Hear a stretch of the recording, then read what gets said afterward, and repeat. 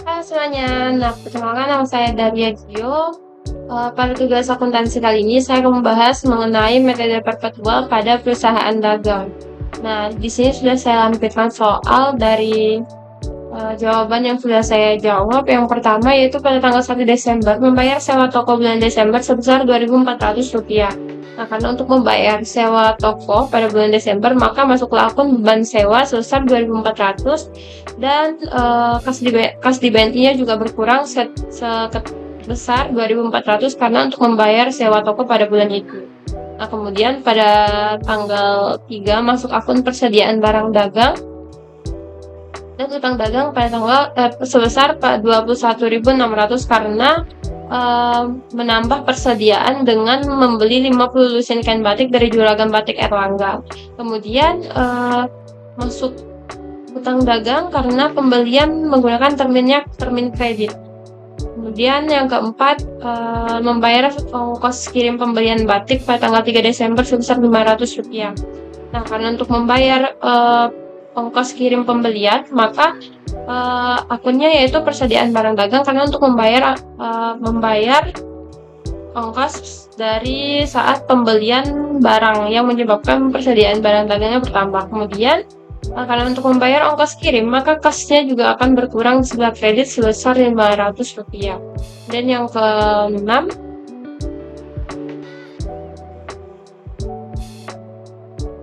pada tanggal 6 Desember masuk akun piutang dagang karena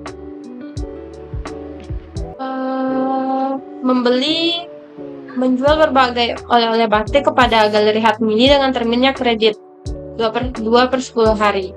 Nah, karena membeli dengan kredit, maka masuklah akun piutang dagang sebesar 8.500 dan juga penjualan sebesar 8.500. Nah, pada metode perpetual, penjualan dicatat jika terjadi pengurangan atau penjualan, kemudian HPP bertambah di debit sebesar Rp5.000. Dan persediaan barang di kredit karena persediaan barang dagangnya di kredit karena mengalami pengurangan jumlah akibat dari penjualan tersebut. Kemudian yang pada tanggal 7 menerima pelunasan piutang dari Bapak Adi Gunawan Purba atas penjualan bulan November sebesar 8.900 tanpa diskon penjualan. Nah, karena menerima pelunasan piutang dari Bapak Adi, maka masuklah akun kasnya karena kasnya bertambah sebab piutangnya berkurang akibat pelunasan dari Bapak Adi. Maka piutang dagang masuk pada kolom kredit. Kemudian yang ke-10, kas di BNI mencatat penjualan tunai tanggal 1 sampai 10 Desember sebesar 27.200, beban pokok penjualannya sebesar 16.000. Nah, kas di BNI sebesar 27.200, kemudian penjualannya juga sebesar 27.200, harga pokok penjualannya Rp16.000 dan persediaan barang dagangnya juga Rp16.000. Kemudian pada tanggal 12 lunasi utang pembelian barang dagang pada tanggal 3 Desember. Nah, karena untuk melunasi utang pembelian barang maka utang dagangnya berada pada kolom debit sebesar 21.600 dan persediaan barang dagang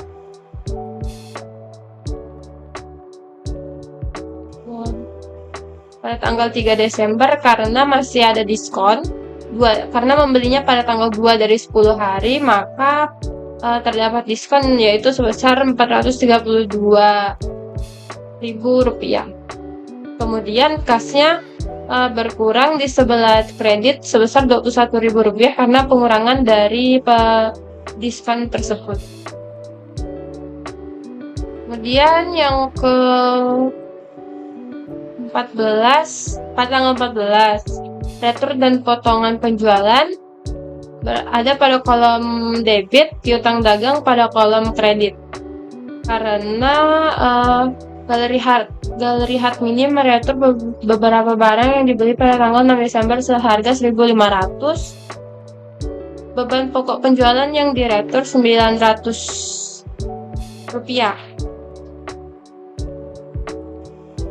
Kemudian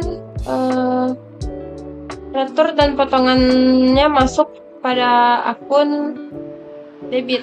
Piutang dagangnya juga masuk pada akun kredit karena akibat retur tersebut. Lalu persediaan barang dagangnya 900 di debit dan harga pokok penjualnya 900 di kredit. Kemudian pada tanggal 15, membayar pemuatan iklan di majalah wanita Lutfira sebesar 2.600. Karena untuk membayar pemuatan iklan di majalah wanita, maka masuklah akun beban iklan sebesar 2.600 dan kas di BNI di kredit yaitu berkurang sebesar 2.600 sebab membayar iklan. Nah, kemudian pada tanggal 16 Desember menerima pelunasan piutang dari Galeri Hard Mini. Karena menerima pelunasan utang, maka kasnya bertambah sebesar 6.860 dan terdapat diskon penjualan sebesar Rp140. Kemudian piutang dagangnya yaitu Rp7.000. Nah, kemudian pada tanggal 19 Desember melunasi utang dagang kepada Ibu Ariasta sebesar Rp9.000 tanpa mendapat diskon. Karena untuk melunasi utang pembelian barang dagang, maka utang dagangnya berkurang di sebelah debit sebesar Rp9.000 dan kasnya berkurang di sebelah kredit sebesar Rp9.000 juga. Lalu pada tanggal 20 masuk akun piutang dagang sebesar Rp26.000 dan penjualan sebesar Rp26.000 karena menjual kain batik kepada butik Konstantia dengan termin kredit 1/10 hari, FAB shipping point senilai Rp26.000. Beban pokok penjualannya sebesar Rp13.200. Nah, karena menjual dengan termin kredit, maka masuklah piutang dagang sebesar Rp26.000 dan penjualan juga sebesar Rp26.000. Nah, pada harga pokok penjualan dan persediaan barang dagang juga sebesar Rp13.200 karena beban pokok penjualannya sebesar Rp13.200. Harga persediaan barang dagang muncul di kredit karena penjualannya bertambah. Kemudian pada tanggal 21 untuk membantu pelanggan, Serba 81 menalangi terlebih dahulu ongkos kirim pembelian butik Konstantia pada tanggal 20 Desember sebesar Rp1.100 melalui jasa kurir Tiki.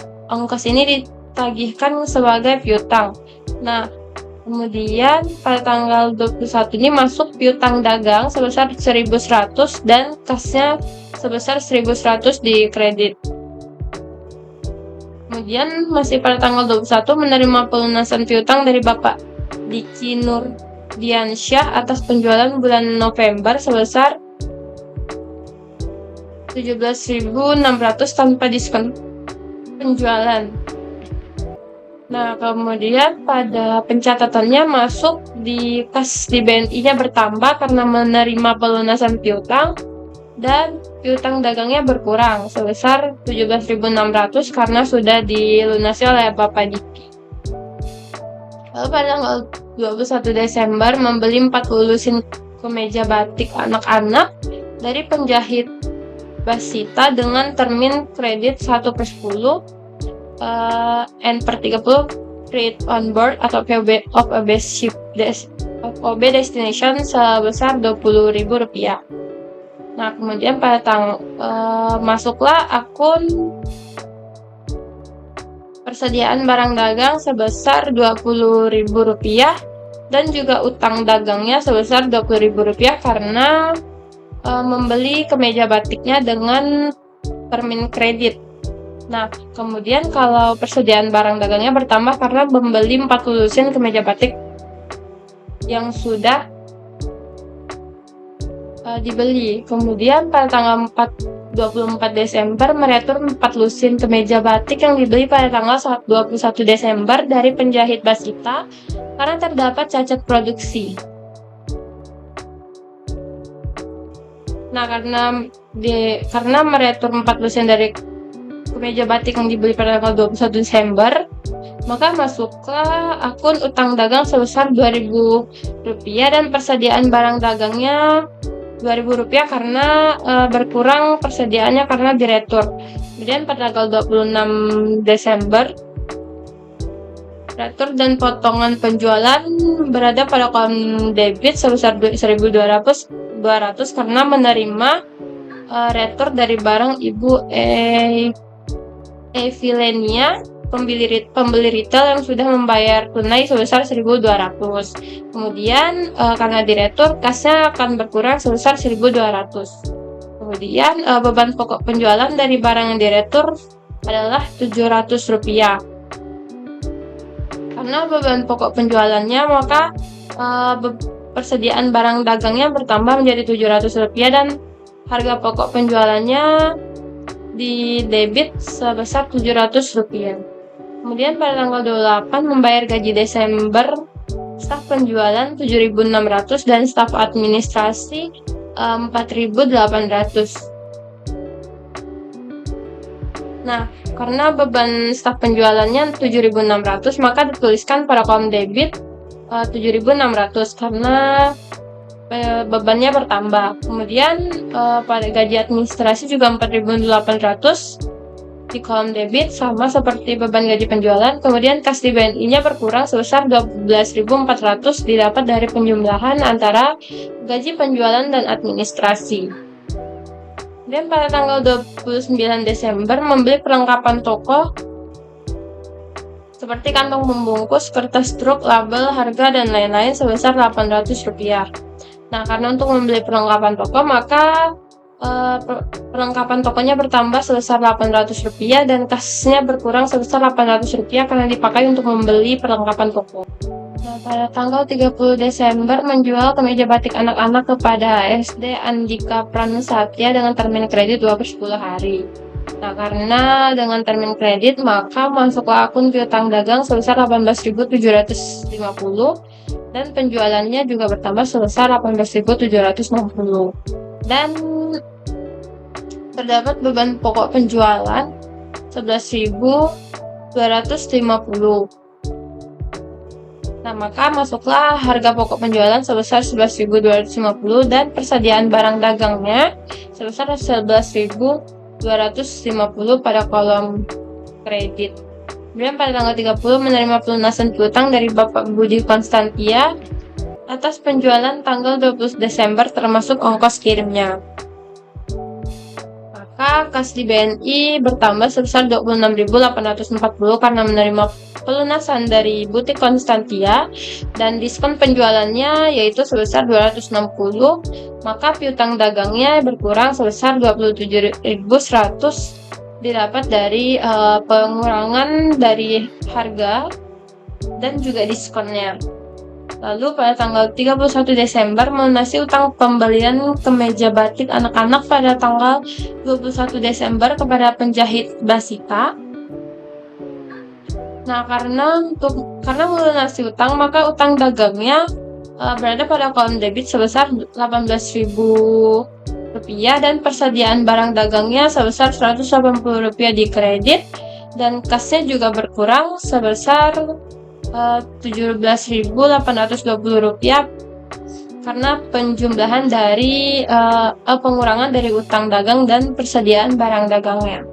Nah, kemudian setelah menyusun jurnal umum, maka kita akan masuk pada buku besar. Nah, buku besar ini sendiri didapat dari jurnal umum yang sudah dibuat seperti kas, yang sudah dipindahkan dari tanggal pada tanggal pertama sampai pada tanggal terakhir, yaitu sebesar Rp27.787, piutang dagangnya sebesar Rp43.550, persediaan barang dagang Rp208.238, asuransi dibayar di muka Rp5.625, perlengkapan toko Rp4.600, peralatan toko Rp156.500, akumulasinya di kredit sebesar Rp18.900, peralatan kantor akumulasi ini didapat dari jurnal umum, dan kita hanya perlu memindahkan dari akun pertama sampai pada akun terakhir. Dan setelah membuat buku besar, kita akan membuat neraca saldo. Nah, neraca saldo ini didapat dari buku besar, di mana di buku besar sudah terdapat penjumlahan yang sudah terjadi. Nah, yang diambil adalah angka terakhir, yaitu 27.787 pada kas, tinggal dipindahkan pada kolom debit karena di buku besarnya juga kolom debit. Nah, setelah dipindahkan semua, hasilnya yaitu sebesar Rp1.441.350 pada kolom debit dan juga kredit. Nah, artinya balance di antara sisi debit dan juga kreditnya. Nah, kemudian setelah dipindahkan dari akun yang pertama sampai pada akun yang terakhir, tinggal dijumlahkan ketika balance, maka bisa lanjut pada step selanjutnya, yaitu jurnal penyesuaian. Nah, selanjutnya yaitu jurnal penyesuaian pada metode perpetual. Yang pertama, hasil perhitungan fisik persediaan toko menunjukkan bahwa nilai persediaan akhir tanggal 31 Desember sebesar Rp196.238. Selisih persediaan disesuaikan ke akun harga pokok dan penjualan. Nah, mengapa di sini saya tuliskan 12.000? Karena didapat dari perhitungan ketika menghitung selisihnya dari neraca saldo ke soalnya. Nah, beban pokok penjualan dan persediaan barang dagangnya sebesar Rp12.000. Kemudian yang kedua, beban asuransi dibayar di muka merupakan pembayaran premi asuransi kebakaran untuk toko selama 3 tahun yang dimulai sejak tahun 1 Januari 2020 sampai 31 Desember 2022. Nah, kemudian beban asuransi, masuklah beban akun namanya yaitu beban asuransi, dan asuransi dibayar di muka. Nah, asuransi di neraca saldo yaitu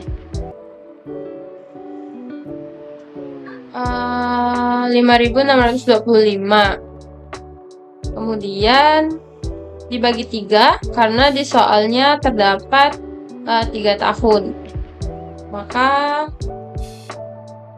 dapatlah 1.875 di beban asuransi di debit, dan asuransi dibayar di muka di kredit sebesar 1.875 juga.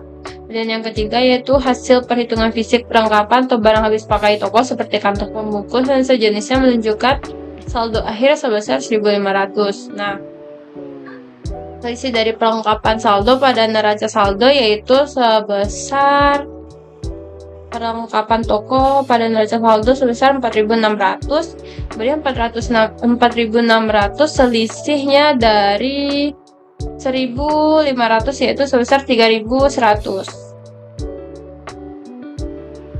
Maka dituliskan beban perlengkapan toko 3.100 dan perlengkapan tokonya sebesar 3.100. Nah, kemudian yang keempat, peralatan toko dibeli pada tanggal 1 Januari 2020 dengan estimasi masa pakai 8 tahun dan nilai sisa 5.300. Serba 81 menghitung beban penyusutan dengan metode garis lurus. Nah, untuk mencarinya yaitu dengan menghitung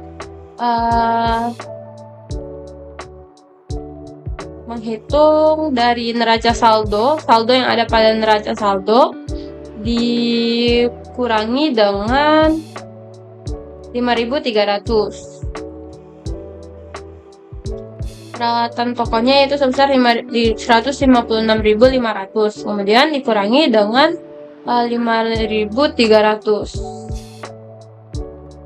Lalu setelah didapat hasilnya yaitu dibagi dengan masa pakai yaitu 8 tahun, maka didapatlah hasilnya yaitu 18.900.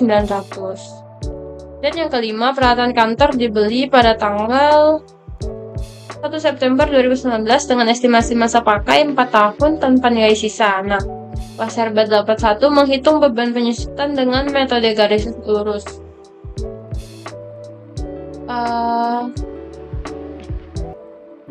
Untuk menghitung berarti lihat pada beban gaji.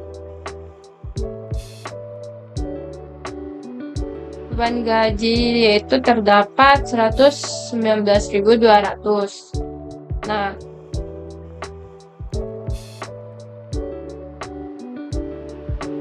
peralatan kantor. Maksudnya peralatan kantor. Peralatan kantornya sebesar 60.000. Nah, kemudian 60.000 ini dikurangi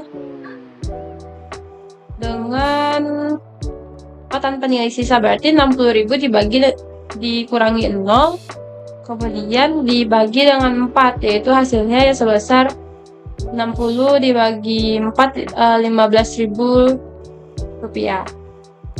Maka beban depresiasi peralatan kantor dan akumulasi depresiasi peralatan kantor yaitu sebesar 15.000 rupiah. Nah, kemudian untuk nomor 6, pembayaran gaji untuk periode kerja sampai tanggal 27 Desember. Toko tetap buka selama tanggal 28 sampai 31 Desember. Ini sama seperti menghitung pada metode periodik yang sudah dijelaskan pada video sebelumnya. Nah, kemudian yang ketujuh, beban listriknya yaitu beban tagihan listrik, air, dan telepon bulan Desember baru diterima pada awal Januari 2021. Total tagihan 1.820, dialokasikan 75% sebagai pemakaian toko. Nah, untuk pemakaian toko 75% dari 1.820 adalah 1.365, dan kemudian pemakaian kantor sebesar 25% yaitu sebesar 445 rupiah. Kemudian utang bank untuk modal kerja dengan bunga 9% per tahun selama 2 tahun. Pinjaman cair 1 Agustus 2020, cicilan pokok dan bunga dibayar setahun sekali. Kemudian cicilan pertama jatuh tempo pada tanggal 1 Agustus. Nah, utang bank pada neraca saldo ada 40.000 rupiah. Nah, kemudian 40.000, 9% dari 40.000 ini adalah 3.600. Kemudian dibagi 12. Nah, kemudian setelah dibagi 12 dibagikan dengan hari, yaitu 30 hari. Karena dari Agustus sampai Desember ada 5 bulan, maka hasilnya adalah 1.500 rupiah. Nah, dapatlah 56.195 rupiah dari debit dan kreditnya didapat dari penjumlahan yang sudah ada nominalnya, kemudian dijumlahkan dan didapatlah hasilnya. Kemudian setelah itu menyusun buku besar. Nah, dari buku besar ini ada buku besar terupdate setelah dilakukannya jurnal penyesuaian. Nah, ketika melakukan jurnal penyesuaian, maka ketika membuat buku besarnya, maka ada keterangannya yaitu penyesuaian. Maka setelah ketika melakukan penyesuaian, ketika membuat buku besar terupdate, maka misalnya di beban pokoknya tidak ada, maka beban pokok, persediaan barang, beban asuransi ini dipindahkan pada tabel yang sudah disediakan. Nah, kemudian pada neraca saldo. Kemudian di neraca saldo ini yaitu hanya perlu memindahkan nominal yang ada pada terakhir kolom pada buku besar, dipindahkan nominalnya pada neraca saldo, dan kemudian dihitung hasilnya dari debit maupun kreditnya, dan didapatlah hasil 1.441.330 rupiah di debit dan juga di kreditnya. Nah, kemudian untuk worksheet-nya, untuk worksheet yaitu perlu memindahkan daftar saldo sebelum penyesuaian, kemudian daftar saldo setelah penyesuaian. Nah, setelah itu kemudian menghitung laporan laba rugi. Nah, laporan laba rugi ini didapat dari penjualan sampai dengan beban terakhir. Nah, kemudian untuk laporan posisi keuangannya didapat dari kas sampai dengan dividen. Kemudian nanti hasilnya dijumlahkan. Seperti, nah tadi misalnya di penyesuaian persediaan barang dagangnya terdapat penyesuaian di sebelah debit sebesar 96.238 rupiah. Setelah memposting memindahkan daftar saldo sebelum penyesuaian dan daftar saldo setelah penyesuaian, maka yang pertama yaitu hitung dari laporan posisi keuangannya. Kemudian kita hanya perlu memindahkan dari daftar saldo setelah penyesuaian sampai dengan dividennya. Yang debit pindah pada debit dan yang kredit pindah pada kredit. Kemudian untuk laporan laba ruginya yaitu memindahkan juga dari debit ke kredit, tetapi dari penjualan sampai dengan beban terakhir. Nah, seperti penjualan ini pada kolom kredit, maka di sini juga ada pada kolom kredit, dan di sini debit, ini juga debit. Nah, kemudian sampai pada beban terakhir dan dihitung, kemudian di laporan laba rugi terdapat di debit sebesar 946.245 rupiah dan di kredit sebesar 1.154.150 rupiah. Nah, kemudian setelah itu hasilnya dikurangi untuk mencari apakah ini balance atau tidaknya, hanya perlu mengurangi. Nah, kemudian 1.154.150 rupiah dikurangi dengan 946.245 rupiah, hasilnya adalah 207.905 rupiah. Nah, ketika ditambahkan 946.245 rupiah ditambahkan dengan 207.905 rupiah, hasilnya adalah 1.154.150 rupiah, sama seperti total pada debitnya. Nah, kemudian untuk yang laporan posisi keuangannya di debit ternyata ada 534.325 rupiah dan di kreditnya dijumlahkan yaitu sebesar 326.420 rupiah. Nah, kemudian yang di debit hanya perlu diturunkan dan di kredit kita hanya perlu menghitung, dan ketika dihitung hasilnya yaitu berjumlah sama, yaitu 534.325 rupiah. Nah, setelah menghitung worksheet, kemudian ini akan dipindah ke laporan keuangan. Nah, laporan keuangan ini terdapat laporan laba rugi. Laporan laba rugi terdapat pendapatan dan juga beban. Nah, pendapatan ini penjualannya yaitu sebesar 1.154.150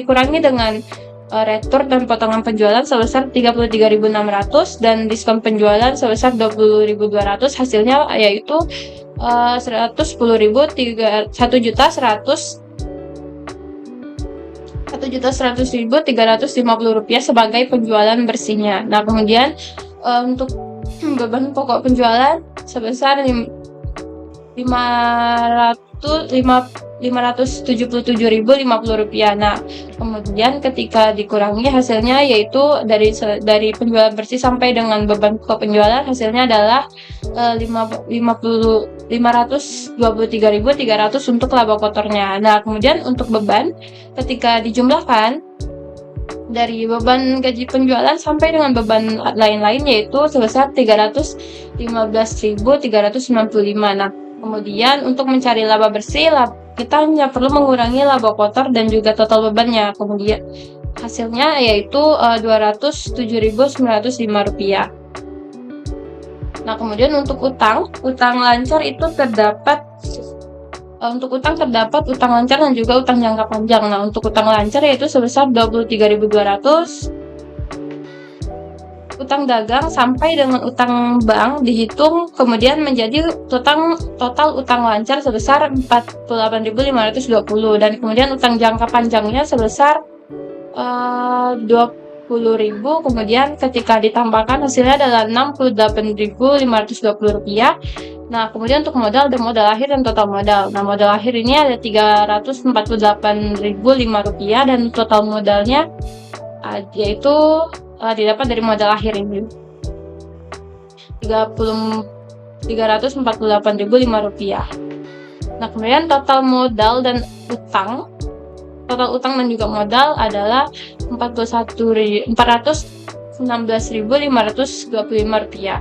Nah, untuk pelaporan perubahan modalnya yaitu mengapa di sini tadi ada modal akhirnya 348.005 rupiah karena didapat dari di sini modal akhir modal awalnya yaitu sebesar 50.000 rupiah.